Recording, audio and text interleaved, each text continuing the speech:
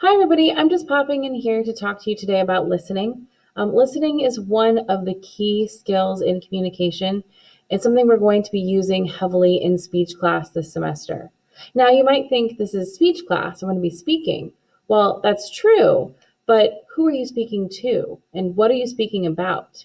If you don't have an audience or a receiver, you don't really have much to be speaking about. So, in this lesson, we're going to learn more about that second half of the communication model, the listening. So, the subtitle of today's lesson is Why Do We Do It and What Keeps Us from Good Listening? So, the first part of today's lesson is going to be why we listen and some things that keep us from listening. So, the communication model, as you guys can see on slide 2, features 4 key components: the sender, the message, the receiver, and the feedback.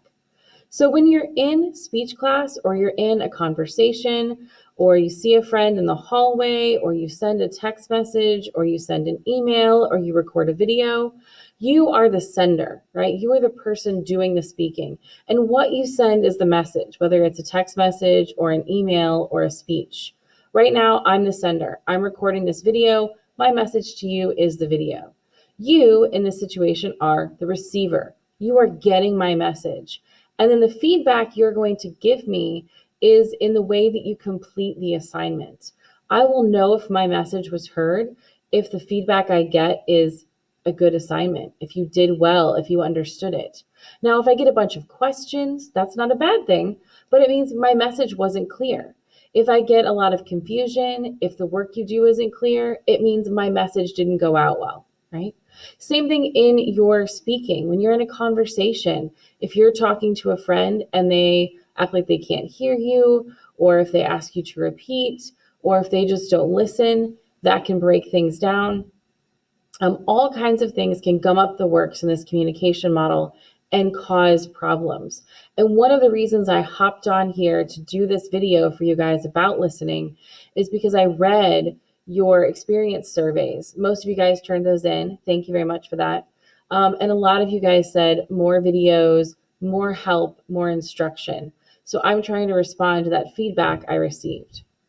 So what is it that can gum up the works? What are some communication barriers that can stand in our way of good, authentic communication, of keeping that communication model, that circle going again and again?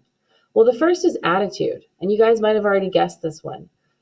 If a speaker comes to a situation hostile toward the audience, if the audience doesn't want to hear what the speaker is saying, if you guys don't want to be in class and listening, if I don't want to be at school teaching, right? The speaker clearly doesn't want to be there.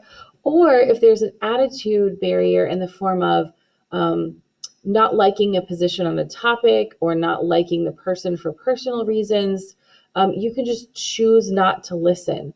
And so much of the problem we have with listening today is that we choose not to listen or we choose not to hear and be authentic in our listening. Second barrier is social.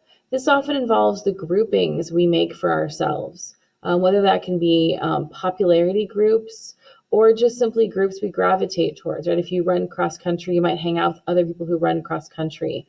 Or if you are in band, you might hang out with others who are in band, right? That's your social group. And that's not a problem. But what happens in communication is sometimes those social groups don't speak well to each other, right? The classic high school trope is, right, the jocks and the nerds don't get along, right? And that can cause listening issues. You see this in real life with social barriers like race, like class, like gender, ethnicity.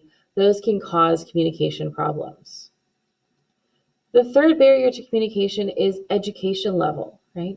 And this depends on the speaker and the listener, right? If the speaker has a much higher level of education, if the speaker is using large words or talking about concepts that are unfamiliar to the audience and not explaining them well, that can be an educational barrier. One example of this is with little kids, right? If you and I were going to go give a presentation about sharks to kindergartners, that would have to be different than the presentation we give to fellow high schoolers, right?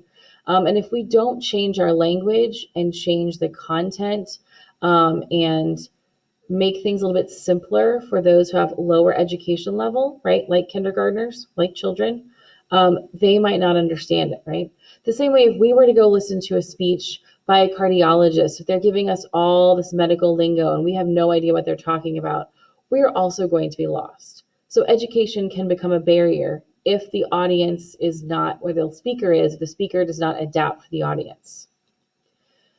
One of the other barriers we deal with is cultural, and that depends on where you are, again, who the speaker is and who the audience is.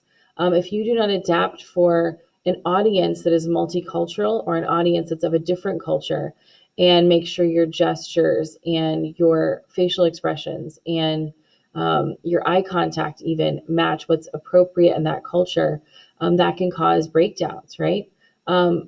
Also, if you are listening and you don't understand where the speaker's coming from because you grew up in a different place, your experience is different, that can cause a barrier, right? It can cause us to stop listening. So all those things contribute to what might be causing problems in the works. The last communication barrier is the most basic, and that is environmental. If you literally cannot hear someone because of construction going on outside, or you just can't listen because it is so hot in the room, that is an environmental barrier that's keeping you from listening. All 5 of these barriers can be at play at once, or various barriers can be at play at different times to create problems in communication. So when we talk about those, you can easily see how there can be lots of problems coming into the communication model. And our job as listeners, as people who are working on our listening and trying to become better, is to try to mitigate as many barriers as possible. Now, you can't always control the environment and the volume, and you can't always have knowledge of another culture, but you can control your attitude. You can be aware of social and cultural barriers that could stand between you and your audience. You could modify your language to prohibit educational barriers from standing between you and your audience. And that's what good listening and good speaking, good communication is all about, is understanding there are things that can stand in the way and working to try to remove those barriers so communication can flow as freely as possible. And while a lot of those barriers can be removed at the speaker's end, a big one for us as listeners is attitude. And so a lot of our listening, if we can get over that attitude barrier, can be helped greatly. We can really help communication by doing that. So as you guys continue through this lesson and you reflect on your own listening and you look at some tips for better listening, remember that our whole goal here in speech class is to focus on becoming better communicators, better speakers, but also better listeners. So keep that in mind as you go through. Thanks, everybody.